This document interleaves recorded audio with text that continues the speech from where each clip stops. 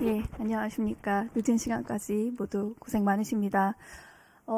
제가 준비한 질의가 있는데요. 근데 그 전에 사실 오늘 이 자리에서 이 시간에 이 얘기를 하게 될 줄은 몰랐는데요.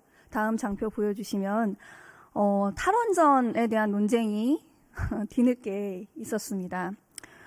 데이터로 그냥 마무리를 하고 넘어가면 좋을 것 같아서 조금 준비를 했습니다. 한전적자 200조가 탈원전 그리고 재생에너지 올인 정책 때문이다라고 존경하는 동료 의원님들께서 말씀을 하셨는데요. 한전적자의 추이를 보면 2020년 말에 132조 5천억 원이었고 21년 말에는 145조 8천억 원, 조금 늘었습니다. 그런데 결정적으로 많이 증가한 것은 2022년이고 한 해 동안 47조가 증가했습니다. 2022년에 무슨 일이 있었습니까? 우크라이나 전쟁이 있었죠. 2021년 12월에 2주 만에 국제 유가가 배럴당 60달러에서 130달러로 2배 이상 증가했습니다. 우리나라가 이 다음 장표를 보여주시면요. 전체 에너지 믹스의 60% 이상을 화석연료에 의존을 하고 있습니다. 그렇기 때문에 사실은 화석연료 가격이 올랐기 때문에 그로 인해서 사실 그 가격을 소비자에게 전가할 수 있었지만 우리 정부는 그 당시에 전가하지 않는 그 결정을 한 것입니다. 그래서 국민들이 떠안아야 될 부담을 어쩌면 한전이라는 에너지 공기업이 떠안은 것이고 그것이 바로 이 적자의 핵심적인 성격이다. 저는 그렇게 생각해야 한다고 말씀드리고 싶습니다. 그래서 앞서 보여드렸듯이 매일경제에서도 보수지잖아요. 원전 발전량 늘었다. 이게 무슨 탈원전이냐 이런 기사가 나온 적도 있고요. 2018년에 원전 비중이 잠깐 줄긴 했었는데 그때 원전 사업이 부실 시공으로 정비를 많이 하게 되면서 가동률이 낮았거든요. 그래서 원전 그 발전량이 줄었던 것입니다. 데이터를 좀 확인하고 넘어가면 좋을 것 같아서 준비를 했습니다. 제가 원래 준비했던 질의는 전기차 보급과 관련한 질의입니다. 환경부 장관님. 탄소중립 기본계획상 2030년 전기차 보급 목표가 420만 대죠. 네, 지금 현재 얼마나 보급했습니까? 한 64만 대쯤 됩니다. 네. 사실 앞으로 7년 동안 나머지 어떻게 보급할까 저는 그게 많이 걱정이 됩니다.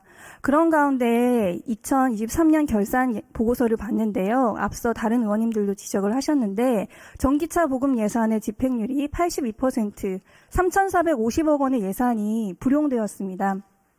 수요가 없어서 그랬다라고 말씀하실 수도 있을 것 같은데요. 저는 사실 전기차 우리 보급해야 되지 않습니까? 왜 보급을 해야 됩니까? 수송교통 쪽에서 나오는 여러 가지 탄소 문제를 해결하는 대안 중에 하나이기 때문이죠. 네, 수송 부문이 사실 굉장히 감추기 어려운 분야이고 감축 수단으로 거의 유일한 것이 지금 현재 가지고 있는 유일한 것은 전기차 보급이라고 할 수 있을 것 같습니다. 그리고 다음 슬라이드를 보여주시면 전 세계적으로 그 전기차 보급이 확산되면서 자동차 산업의 핵심 차종이 전기차로 많이 전환되고 있는 그런 상황입니다. 지금 내연기관차 생산 중단 같은 조치도 전 세계적으로 확산되고 있고요. 그래서 산업 경쟁력 확보 측면에서도 내수 시장을 충분히 확보해야 될 필요가 있기 때문에 전기차 보급 정책을 해왔다고 생각을 합니다.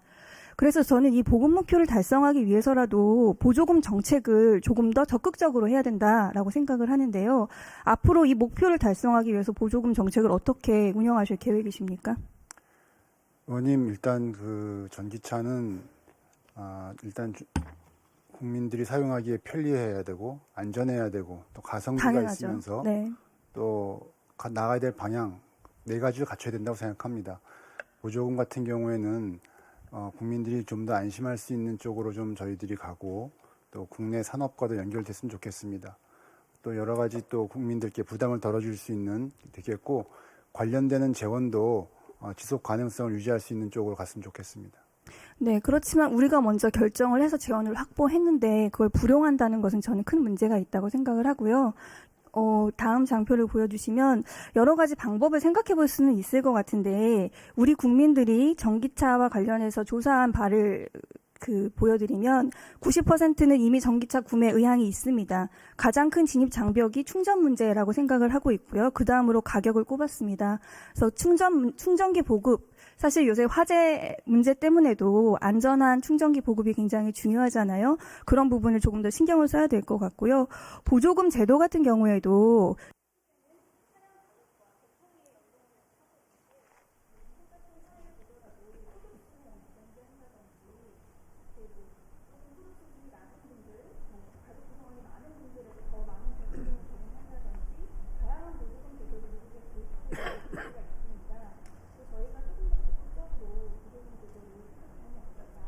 네, 적극적으로 하겠습니다. 그리고 우리도 저소득층이나 어려운 분들께는 더 추가로 보조금을 드리고 있습니다. 네, 박지혜 의원님 수고하셨습니다.